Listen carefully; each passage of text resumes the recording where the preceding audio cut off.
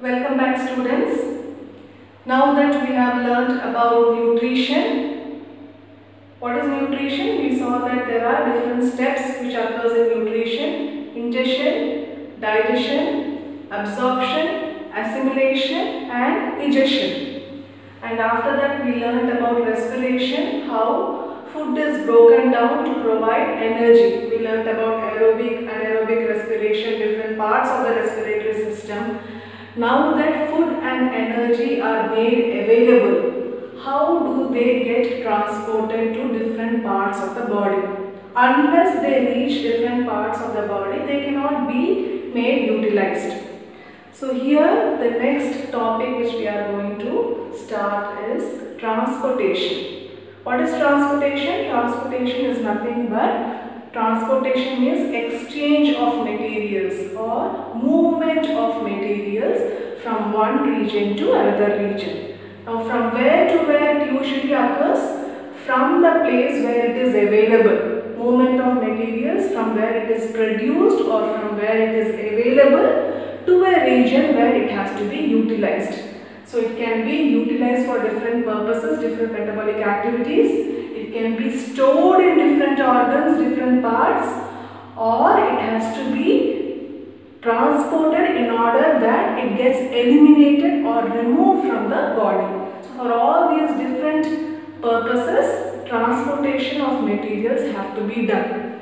In case of lower organisms or unicellular organisms, if you see, almost all the different processes, life processes occurs through diffusion itself.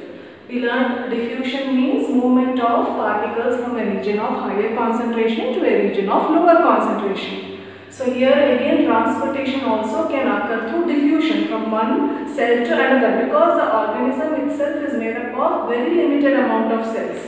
But in case of complex organisms, multicellular organisms like plants and like animals, like human being, is it possible that transportation occurs through diffusion? Of course not. It is very complex. If it has to reach from one cell to another cell, from the top to the bottom, it might take years and it is not possible. So here we have specialized organs, special organ system which participate only in this life process or transportation. So in case of human beings and certain other animals, we see that we have specialized organ system which is termed as circulatory system, and this circulatory system is involved in transportation or exchange of materials. When we are learning about circulatory system, let us understand what are the different parts of circulatory system which is involved in transportation. Blood, which is a fluid vascular tissue, lymph, and apart from blood there are different blood vessels. Three types of blood vessels are there which we will be learning in the future classes: arteries, veins and capillaries. And then we have heart, which is also involved in circulation. So to begin with, we will learn about blood. You have learned last year that blood is a type of fluid vascular tissue. Remember in the chapter tissues, we learned about different types of tissues. So blood is a type of fluid vascular tissue. And if you see blood has two main components. Which are the two main components? Plasma and blood corpuscles. Okay, so instead of using the term blood cells, we are going to use corpuscles. So blood has two main components. First is plasma, the other one is blood corpuscles. If you see the percentage of plasma and blood corpuscles, 55% of blood is made up of plasma and the remaining 45% is these corpuscles. Okay, so coming to plasma, if you see the liquid part, the liquid component of blood is actually plasma, and again this plasma, if you see, it is mainly made up of water. How much percentage? Almost 92% of plasma is water, and the remaining 8 to 9% is made up of different solutes. These solutes may be nutrients, hormones, salts, proteins, etc. So 92% of the plasma is water and the remaining consists of different solutes. What about the blood corpuscles? As I told you, 45% of the blood is made up of the blood cells or the blood corpuscles. And the blood corpuscles are of three types. RBC, red blood corpuscles. They are also termed as erythrocytes. WBC, white blood corpuscles. They are termed as leukocytes. And platelets or blood platelets, they are also given another term called as thrombocytes. Check the spellings: erythrocytes, leukocytes and thrombocytes. So instead of using the term cells, you are going to use the term corpuscles. Red blood corpuscles, white blood corpuscles and blood platelets. And also remember the other names given to these three types of blood corpuscles. So we are just going to learn the structure and function of these three types of corpuscles. Coming to RBC, how is the shape of RBC? It is biconcave. Now that you have also learned the chapter light, you know what is meant by concave and convex. Concave means it is curved inside. Okay, so biconcave means like this. Okay. So the shape of RBC, if you see, it is biconcave. Is there any nucleus present? We again learned it in the last year's chapter. So RBC does not have nucleus, so nucleus is absent. So very limited amount of cell organelles. Nucleus along with many cell organelles are not present in RBC. RBC, if you see, the color is red in color. The blood is red in color because of the presence of a pigment. Anything which has color, which is colorful, is because of the presence of pigments. So here we know that blood is red in color because of the presence of the pigment called as hemoglobin. And this hemoglobin is actually present in red blood corpuscles. So hemoglobin is present, and we know the function of hemoglobin. It is able to attach itself to oxygen molecules, and getting binded with the oxygen molecule, it is able to transport or take it to different parts of our body. What about the lifespan of RBC? What is meant by lifespan? How long does this RBC live? So the lifespan, if you see, as it does not have nucleus, it is able to survive only for around 120 days. So for about 4 months. And how much is it present? 4.5 to 5 million per ml of blood. These many numbers of RBC is present. But if you consider it on a daily basis, there are more than this number. 4 to 5 millions are actually they die, and at the same time they keep forming. Okay, so all this happens within fractions of seconds. So every minute there are millions of RBC which dies and gets produced also. Coming to WBC. So we know that RBC, what is the function of RBC? It contains hemoglobin and it helps in transportation of oxygen, carbon dioxide and different nutrients. WBC stands for white blood corpuscles and the other name is leukocytes.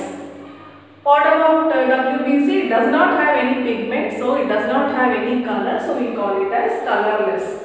But it has nucleus. WBC has nucleus. It does not have any shape. It is irregular in shape, just like amoeba. Does not have a definite shape. Lifespan of WBC, it is anywhere between 12 hours to a few days. And what is the function of WBC? They are actually called as soldiers of our body. Why? Because they defend our body from any kind of harmful organisms, and they also provide immunity. They have special cells called as immunocytes. So they actually enhance the immunity of our body by preventing or by trying to kill any kind of harmful organisms which enter our body. What about the capacity? How much of WBC is available? It is around 5,000 to 8,000 numbers per ml. Okay. So if you see the number of RBC, it is 4.5 to 5 million. Compared to that, it is 5,000 to 8,000 per ml. The next type of blood cells are the platelets or blood platelets. They are also called as thrombocytes. They are again colorless, devoid of any kind of pigment. They do not have any nucleus just like RBC, and the lifespan is around 7 to 10 days. And what about the numbers? 0.15 to 0.45 million per ml. And the main function of platelets is to help in clotting of blood. Okay. So if you see RBC function, it has hemoglobin, helps in transportation of gases and nutrients. WBC, it acts as soldiers to our body. It helps in defense mechanism and also provides immunity. And platelets, if you see, it helps in clotting of blood. Now what is meant by clotting?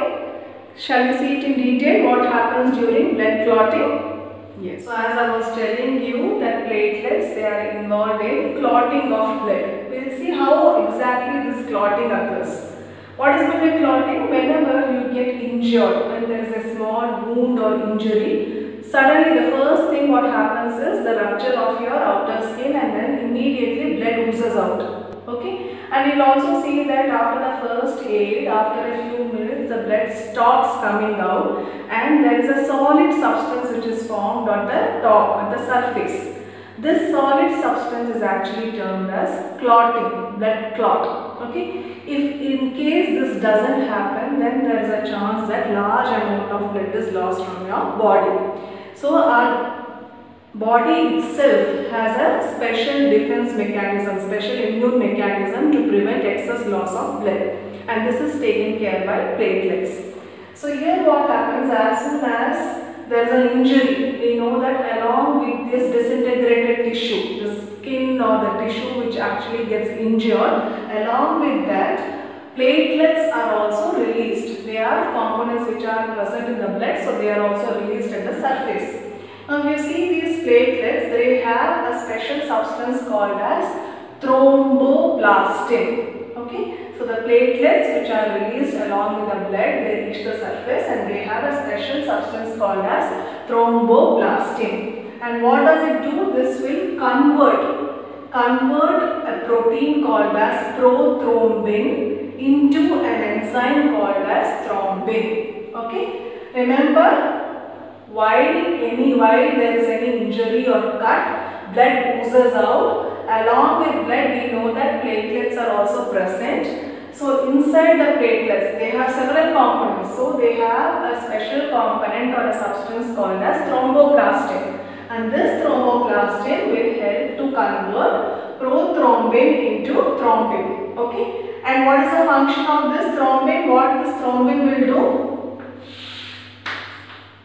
This thrombin will again convert another protein called as fibrinogen into fibrin. Okay.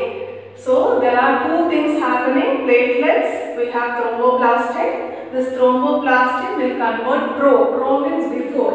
Okay. Prothrombin into thrombin. And this thrombin will convert another protein called as fibrinogen into fibrin. Okay. Now this fibrin substance will undergo polymerization. Remember in 8th standard you had learned about plastics and polymers. So polymerization means formation of repeated chains or repeated units. So this fibrin will keep on multiplying and form lot of fibrin units. So it is termed as polymerization. It will form a kind of network. And this network slowly it will, whatever liquid solvent content is there, that will all get evaporated and it will solidify. And this solidification is termed as clot or blood clot. This is how clotting of blood takes place. Normally, in case of a normal small injury, clotting will occur anywhere between 3 to 4 minutes time. It depends, it varies from one person to another, but generally it happens within 3 to 4 minutes of from the time of injury. Okay. So remember, injury along with disintegrated skin or tissues, platelets are released. Platelets will contain a special substance called as thromboplastin.